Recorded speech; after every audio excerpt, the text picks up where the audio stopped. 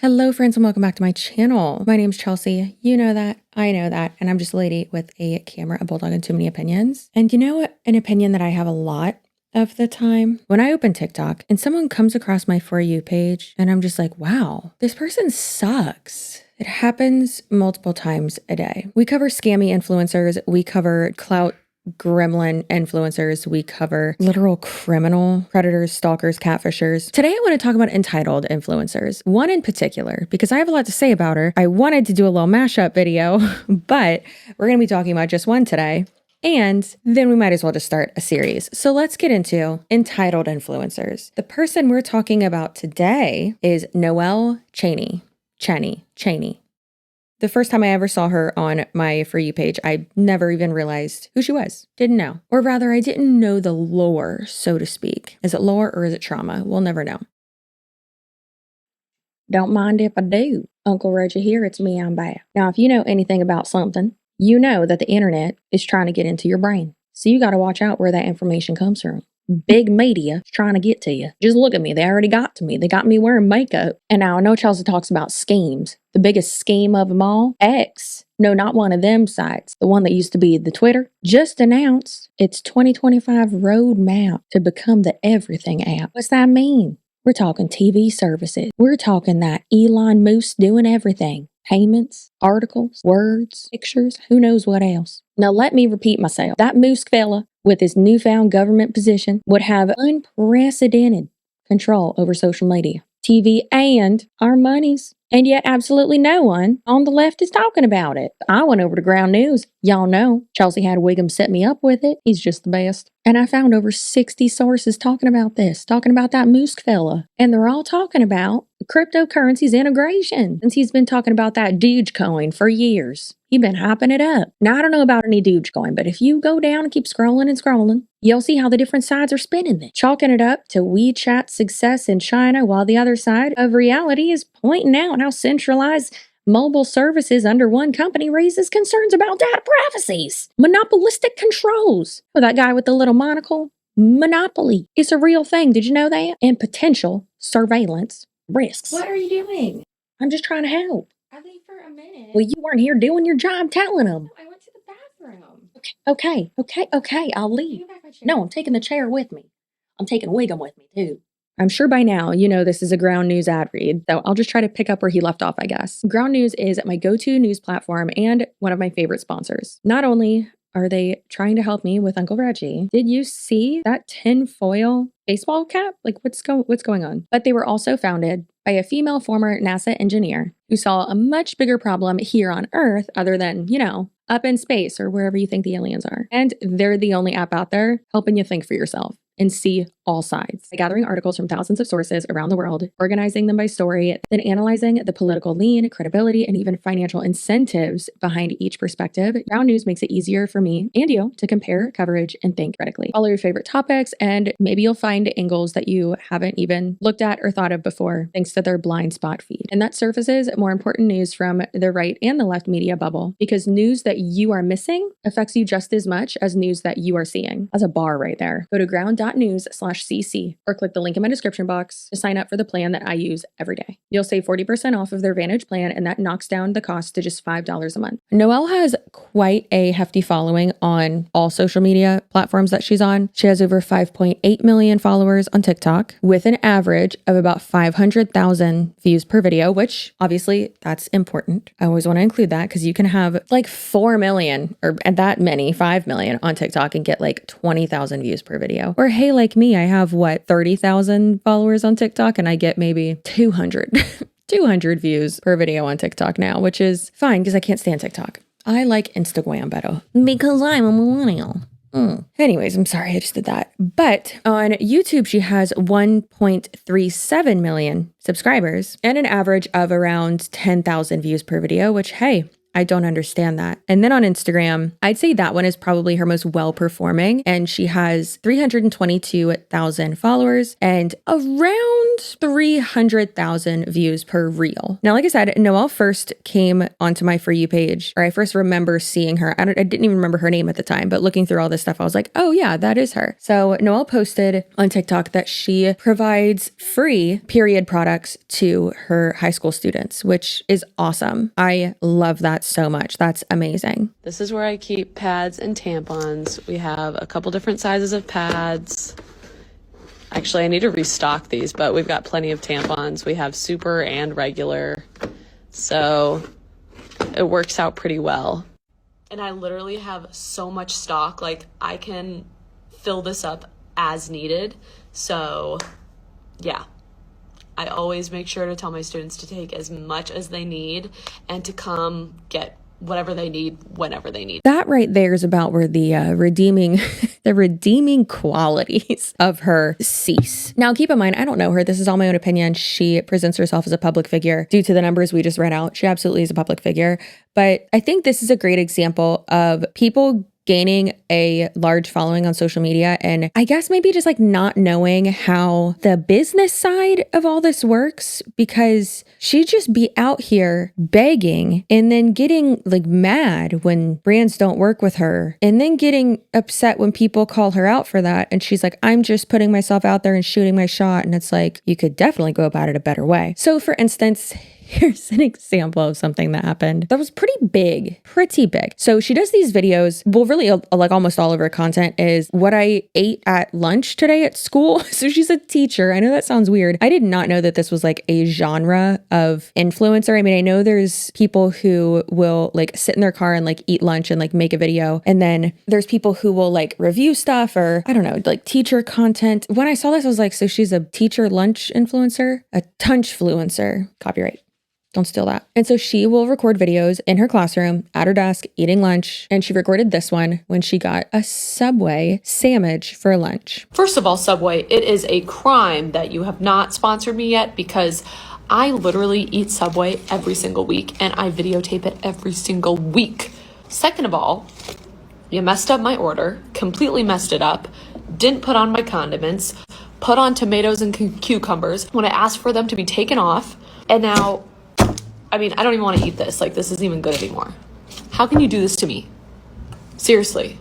This is messed up. Now, hey, is it frustrating when maybe like you're already touched out, you're already overstimulated, you're already really frustrated, and then like one more thing happens and you're just, hey, toddler moms, how overstimulating is it when your dog gets in your face after your kid's been screaming at you? I cried yesterday. I cry every day at this point, but I cried yesterday because I was like, Wiggum probably thinks I hate him. And y'all know Wiggum is my firstborn. So I played for so long with him yesterday outside while my kid was trying to push a lawnmower around. It's safe. It's okay. It was hilarious. And we just played outside for so long, and he was just the happiest boy. Here's a reel I made of that. It has the Kendrick Lamar song to it, the bing, bop, boom, bop, bing, bop, bam. The kind of shit I'm on you wouldn't understand, which no one understands what he's on because, dear God, it's amazing. Feel free to follow Wiggum and me on Instagram. Wiggum is Wiggum Gone Wild, because of course. And then across all social media, I am CCSUAREZ. Me. I'm hardly on TikTok. TikTok is spooky, okay? But yeah, Wiggum's on Instagram, you guys. Let's get this guy a job. He needs to bring in some money, okay? So lazy. Not me making a video about how annoying someone is that they're begging and then me being like, guys, please follow my dog. Let's get him sponsored by Chewy. They were supposed to send him a birthday present and they did not. I'm pretty upset. Oh my God, here we go again. Am I Noelle? Noelle Cheney? Is that me? Just the second most annoying Cheney. So listen, to play devil's advocate, like I was saying, I get it. And like one thing goes wrong, or it's like, oh, I was looking forward to this one thing all day and like the order was wrong or something like that. Like, yeah, sure. But I think it's important to have the awareness of, hey girl, a lot of people, like you have a lot of followers. And most likely when you are someone with that many followers in your local area, especially on like Instagram too, but in your local area, it's kind of safe to say that like a lot of those people are going to follow you, especially because you are a teacher who is still currently working. So yeah, a lot of people are going to see that. And then also, if you go into the same Subway once a week or whatever, they're probably going to know you too and follow you as well. So she had said like just some crazy shit, y'all. Like how insane is it just to be like, you messed up, and you haven't sponsored me yet. Like, We could say like, okay, she was joking, but I didn't get that vibe. If you did, okay, let me know in the comments below. I know you will. Y'all be letting me know your opinions. And that's okay. That's what you're supposed to do. But I found that like, ugh, yikes, girl. It wasn't just like stop filming and post it. It was like you cut it, you put captions on it. Like, girl, you had at least like 4 more steps to give you more time, you know? Like if it's just like an Instagram story, okay, I'm not going to say like do whatever you want on that and I'll give you a pass, but it's like, all right, that was like, you know, something that's more quick. But like if you have like 4 other like editing steps, that gives you more time to like think about what you're saying. And obviously like with that, like you rewatch it usually. I don't know. So that's not great. But one thing that's hilarious is that the actual person who made that sandwich, how crazy is this? This is a reason why I love TikTok. Of course that ended up on her For You page because somehow, you know what? Not somehow, because TikTok has that data. They're like, listen, I know you specifically work there. We followed your location. She went to that one. Here you go. That's how they're using our data. They're creating it, TikTok drama. But she came on and said this. Are you kidding? Hey, so I made this.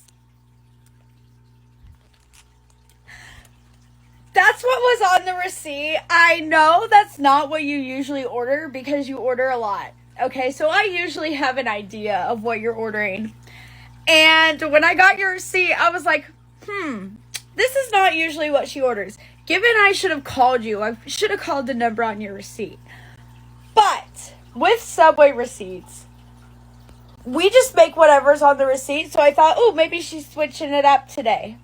But it just tells us what's on there. Must have been a problem with the app. Our app sucks. But I just make what's on the receipt and I put it on the shelf. I'm sorry. So then obviously she apologized and I don't know, man, it just yucky, you know, just like yucky. Let's talk about the elephant, or in this case, the big sandwich in the room. I didn't double check my order before placing it. I was in a rush trying to order it, and I think I clicked something wrong or it glitched or something and my special instructions got wiped out and reset. And I just didn't realize it before I placed the order. I was so excited to eat it. I was so hungry. So when I opened my meal and realized that it wasn't what I thought I ordered, I was bummed. But I also took the opportunity to make it overly dramatic, and it just wasn't funny like I thought it would be. I made the wrong judgment call there. Although it may have come across differently, there's no negativity targeted towards any of the Subway employees. I see them once or twice a week. They are all super nice. I went in today to apologize to all of them, including the one who made the sandwich, and just to tell them that I seriously appreciate everything they do and all of their hard work. They're one of only 2 fast food chains in this town, so I just wanted to let them know that they are very appreciated. So that was, I believe, 2 years ago, I think last year or 2 years ago. And then another less unserious thing happened. So she seemingly like lost her shit. And keep in mind, she is a high school teacher. High schoolers can be fucking crazy, okay? Personally, I think that middle schoolers are worse. I would not want to teach middle school. I think in high school, like you can at least not like be friends with them, but you know, like have that like relationship with them appropriately. But yeah, middle school, it's like, I don't know, they're weird. They're scary. Middle schoolers are scary. See, maybe if more YouTubers had that mentality of like, no, middle schoolers and high schoolers are scary, I don't want to talk to them, we wouldn't be having all the cancellations that we do now of people talking to minors, you know? Just convince yourself you're scared of them. That's all you got to do, and you won't talk to them. Or also, you know, don't be a pedo. Pretty easy to not do that, right? So this video came out of her losing her shit and like yelling at her students, and the video like kept getting taken down, but then like kept circulating and circulating, and there's like longer versions of it. And it's really interesting because she said before that she's like tapped out or that she can't do it or like something like that, right? I don't know, man. I personally think like if you're like losing it at your job, you need to, of course, easier said than done, but like you got to go to therapy, and there's a guidance counselor there for a reason, right? You can also talk to them. I've taught freshmen. I've taught 6th graders. I've taught sophomores. I've taught juniors. They all act 10 years older than you guys have as a whole. You should be fucking embarrassed. All right, we're gonna have a conversation. Now that I've got that out, I'm gonna calm down now. I know that was a lot. It was a lot for me too. But we have to talk about this because I would be doing you a disservice. Can you get off your phone, Nate, please? I'd be doing shit. Yes or no? Why are you talking to me like that? I'm asking you a question. I don't want to answer. Okay, then get out. Go. What about you? Is that okay? No. Is it okay? Is it okay to treat me like shit? Is it okay to treat me like shit? Ben, is it okay to treat me like shit? No. Thank you. I don't deserve that shit, guys. I do not, and you know that. And I'm not saying everybody in here treats me like that. Some of you guys treat me with respect every day. But I dread teaching this class every day because of the way you treat me. And that's not okay.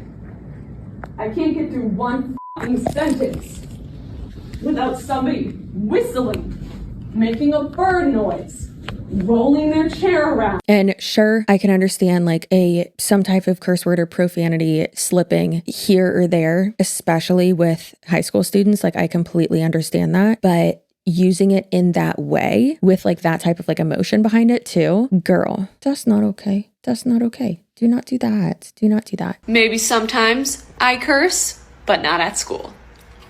Or at least not in front of my students. So again, this is really just, in my opinion, another example of, unfortunately, TikTok, which usually is the devil amongst us, if you will, literally just like making shitty people famous, like Adriel Segler. Apparently she's still banned. Hopefully we can keep it that way. But like Ash Trevino, how the fork is that person famous? Maybe not famous, but like giving them clout. TikTok feeds, at least our algorithm, the US one, feeds off of rage bait. And it is so infuriating. They really got us with that. I'll tell you, it's crazy. Okay. Now let's talk about the Super Bowl. Because when I saw this one, I was like, oh girl, you have no idea how this works, do you? And the crazy thing is that I was like, okay, well, maybe she doesn't have a manager, but she does. She has her management contact in her bio of her Instagram. So in my mind, I was like, what the f is this guy doing? What's his name? Jake Rosen? That sounds super familiar. But like, what's he doing? Clearly not his job well, because you're embarrassing yourself multiple times. The fact that it is the third year in a row that the Kansas City Chiefs, the city in which I live, the third year in a row that the Chiefs have made it to the Super Bowl, and I have not been invited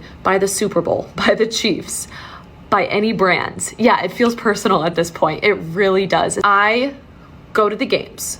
I post about going to the games. I wear my Chiefs gear every single week on Fridays, and sometimes on other days too, Sundays obviously as well. I don't know what else I have to do. I am such a huge fan. Ever since I have moved onto Kansas City soil, which I have been living in the Kansas/Kansas City area for almost 10 years now. Ever since I moved here, I've been a Chiefs fan. Not only that, I've been a football fan my entire life. Huge football fan. I watch 6 hours of football every single Sunday. Like, it is my life. I love it so much. And I post about it a lot. And so the fact that I haven't been invited, yeah, I'm heartbroken, especially when I get to see all of these amazing influencers who get invited every year and they have no connection to either team involved in the Super Bowl and sometimes no connection to football whatsoever. Yeah, I want to be invited. So just take this as my application. Brands. I love to eat. I love to drink. I love everything. So that won't be an issue. So if you want to bring me to the Super Bowl in New Orleans this year, I am also a huge Chiefs fan. Like, you will not regret it. I promise. Yeah, it feels personal that I haven't been invited. Honestly, it feels personal. I know it's not, but it feels that way. Go Chiefs.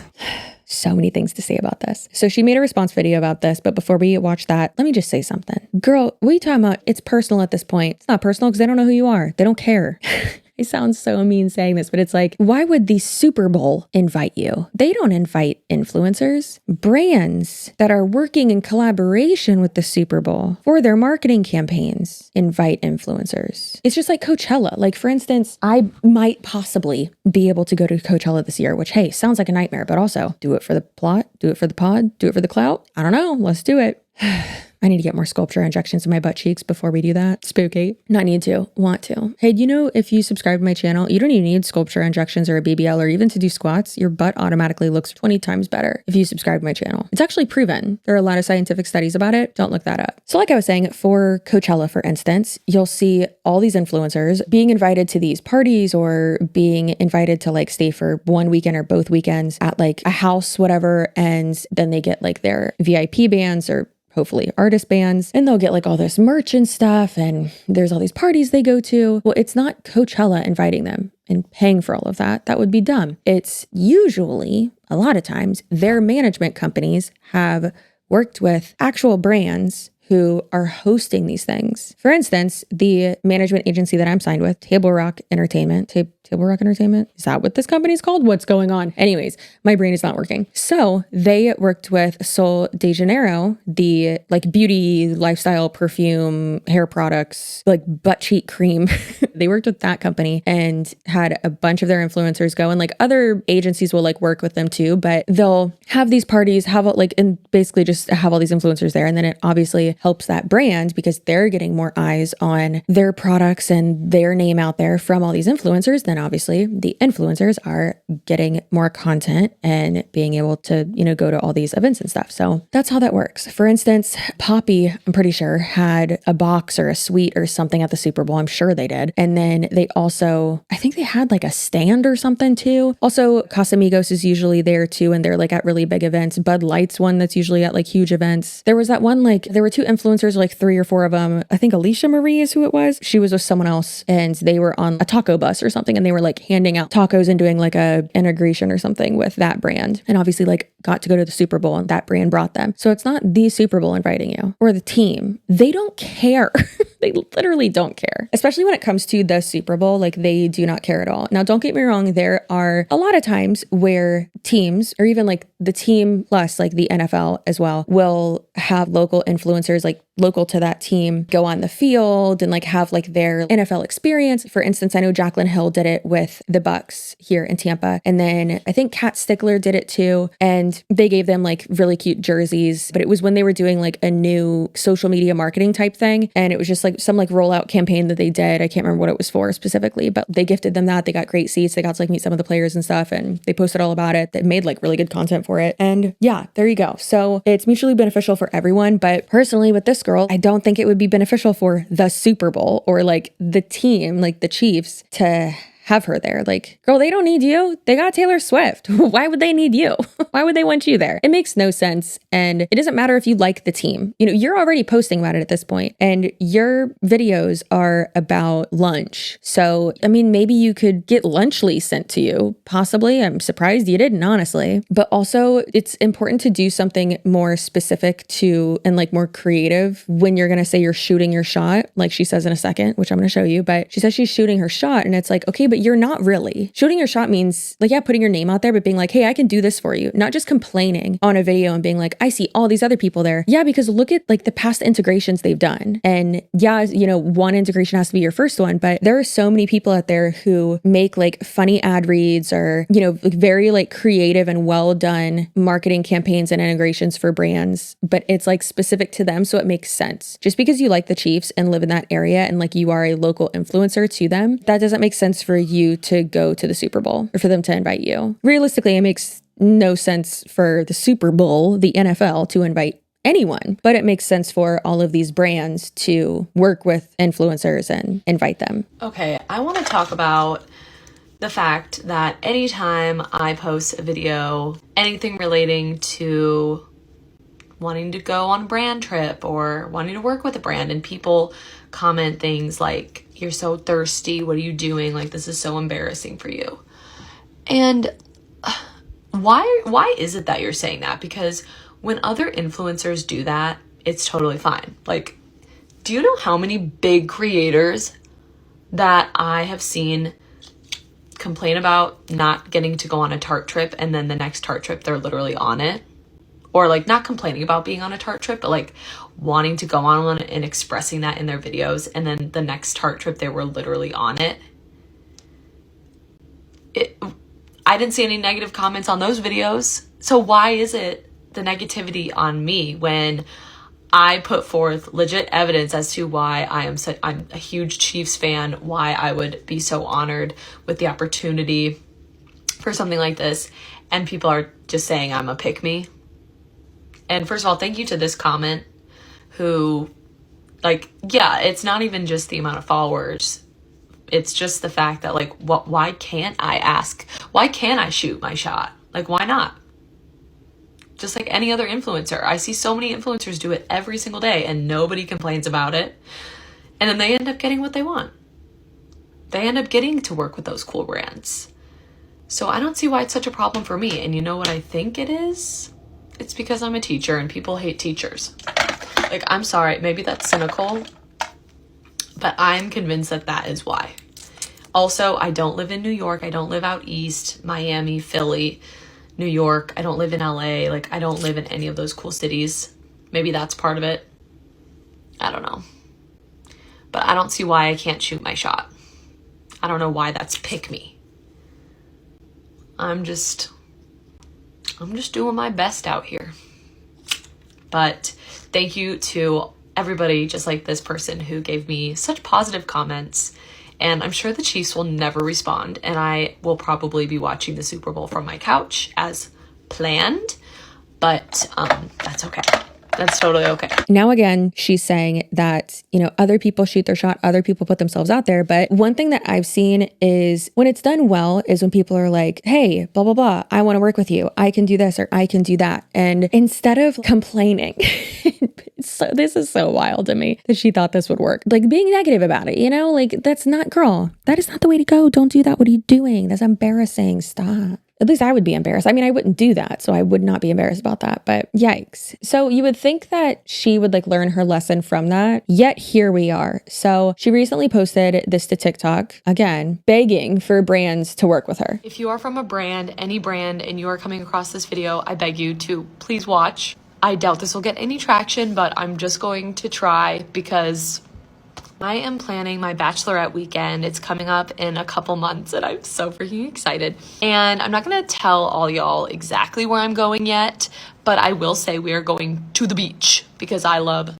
the beach. And I'm working on putting some gifts together for all of my guests, my best friends in the world that are so graciously coming on this trip with me and spending money to be with me. And the way I view this trip is, yes, it's my Bachelorette, but I view it more as I'm thanking my friends for walking into my life and changing my life for the better, being my inspiration, being my motivation, and just being such great friends to me. So this trip is really a thank you to them because they're spending money to be with me. Some of them are in my wedding and I just love them all so much. So I want to give them the best weekend ever. Everything that my maid of honor, my sister, and I are planning, we are keeping everybody, the whole group in mind. It's not just only what I want to do. It's things that, yes, that I would like to do, but that I also think the group would like to do as well. Really want their gifts to be amazing. And my sister and I have already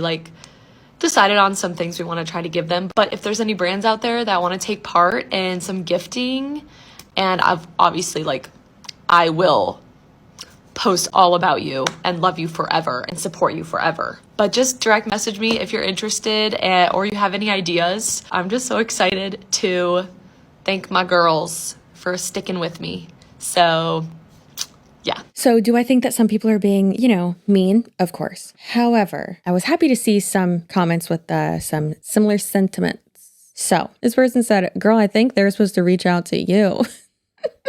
Yikes. And this one said, from a PR standpoint, your content doesn't really align with brands who scream Bachelorette. And she said, I post about brands outside of food on Like to Know It and IG every day. Hope this helps. And someone said, partnerships have to be mutually beneficial. Hope this helps. Another person said, but those aren't the social media accounts you're reaching out from. Exactly. And she's like, oh, I post on other products on Like to Know It. Girl, we ain't talking about your affiliate links. That's different. That's not what you're asking for. And also, oh, I post about it on other, no. Your branding is, for some reason, I wanted to just say all over the place. It's not all over the place. It's nothing. I guess if you're wanting to be sponsored by I don't know, that would not be mutually beneficial at all. And I don't think she understands that. And again, I think that, not to use the phrase I use all the time on the podcast, the Here for the Clout podcast, my podcast with Cheryl and Dale, but it's the TikTokification of it all, where it's they're influencers. They're not content creators. They think, overgeneralization here, I'm not saying she thinks this, but a lot of people think oh, well, brands just start sending you things. things. You just get a bunch of free stuff. And hey, don't get me wrong. Like, am I on a good amount of PR lists? Yeah. Do I get like an okay amount of free stuff? Is a lot of the free stuff I get like skincare and makeup and perfume and stuff like that? Yeah. Do I make that type of content? No, but I do talk about it occasionally. And even me just talking about it helps them out, right? But that's not what she's doing. I don't think it's working for her. And again, it just comes off as a lot of begging. Like, why instead of just sitting here at your desk, which, hey, I get it, you're working, but I'm sitting at my desk too, girl. But why instead of just sitting here, why not be like, make these with me, or like, you know, make these bags with me, or these like gift baskets with me, or, you know, plan my bachelorette party with me and stuff like that, right? Or, you know, it would be really funny, which she doesn't make funny content, so never mind. But what I would do personally is I would like record and document the process of me basically planning the entire thing and like make it comical to like, I don't know, trying to like get something specific like for a bachelorette party, like calling around and trying to find if any like supply places have like giant inflatable penises. No, we don't want that. Giant inflatable boobs. That would be funny.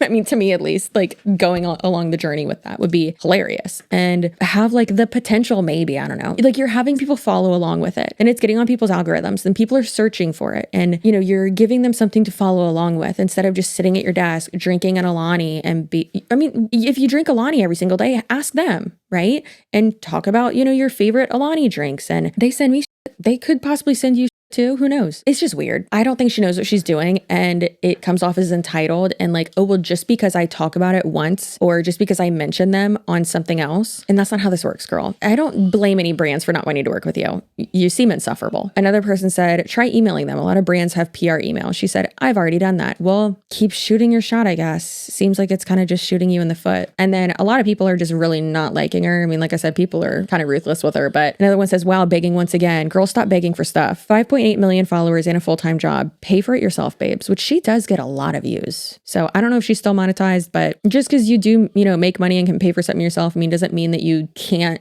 do like sponsorships and get stuff for free. But also, again, you have to show them what you can do, and your content seems not well done and lazy. So I don't doubt that brands wouldn't want to work with you. But yeah, so I wish her the best on her bachelorette trip and her wedding and getting things from those brands. I hope that she stops, in my opinion, being entitled, because it's annoying and off-putting and gross. Yeah, there we go. That's it. Realistically though, like I said, all of that advice that I just gave, other than like stop being annoying, I think that's good advice. But it seems like people have already given her that advice in the past of stop begging. And sorry, it's just like so frustrating, because it's like with TikTok specifically too, like, and I don't want to be like, oh, work for free. Sure, obviously don't, but you need to be able to show them what you can do for them. And then maybe they'll work with you because they'll see that it's worth it. But you just sitting there and asking for freebies is not worth it, especially because it's like, oh, are you going to be making content with whatever they send you? Is that content going to do as well as your teacher stuff? Probably not, because it's not your same type of content. And if you veer out of what content does well for you on TikTok, then you don't really get views. So, all right. Well, Noelle, please stop being an entitled influencer. I'd really appreciate it. Hey, who else is an entitled influencer? Leave it in the comments below. Email me if you want. Chelsea at ChelseaSuarez.com. I almost just forgot my email address. And send me the person's username, what platform they're on, a link to whatever, an example of whatever. Tell me why I should do a video on them if you want. Anyways, I already told you that your butt looks good if you're subscribed, but let me just tell you once again that if you are not subscribed, stop listening, because you're a garbage gremlin. Okay? Thank you. Hold on. They're still here, guys. I said leave. All right. They're gone, I think.